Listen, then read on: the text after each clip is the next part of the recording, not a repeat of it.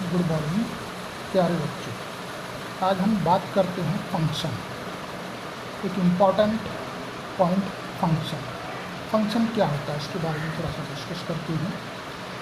मान लिया कि दो ऐसे फंक्शन नॉन एम्प्टी सेट हैं, तब function f from set a to b एक रूल, एक मेथड के द्वारा इस तरीके से एसोसिएटेड है कि सेट a के सारे एलिमेंट सेट बी को बिलोंग करें और सेट ए का एक एलिमेंट सेट बी को बिलोंग करे। तो इस तरीके के रिलेशन को हम कहते हैं फंक्शन।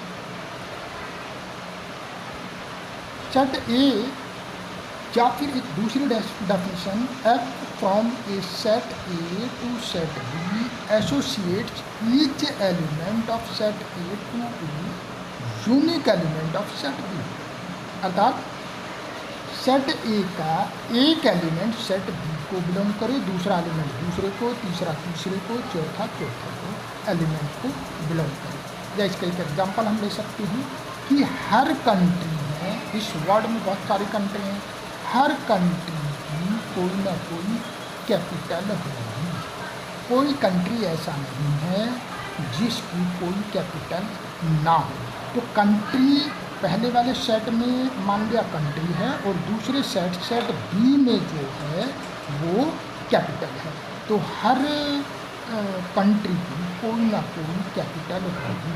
तो यूनिक का यहाँ पर ये टर्म जो मैप है या मैपिंग है या कोरस्पॉन्डेंस है, ये सिनोनिम्स हैं फंक्शन के। फंक्शन को हम डिनोट करते हैं f such that a to b, या इस तरीके से भी हम इसको डिनोट करते हैं। यदि function a is related to b है तो a के जितने भी एलिमेंट होंगे वे सारे के सारे एलिमेंट क्या कहलाएंगे?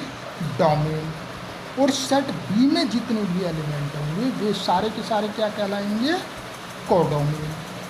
अब सेट ए का जो एलिमेंट सेट बी को बिलोंग कर रहा है, तो इस केसेज में बी जो है वो ए की इमेज होगी। यानी कि या हम इस तरीके से कह सकते हैं कि मान लिया सेट ए में ए एक एलिमेंट है, उसका आंसर बी है, तो ए की इमेज बी हो जाएगी और बी की प्री इमेज क्या होगी? ए।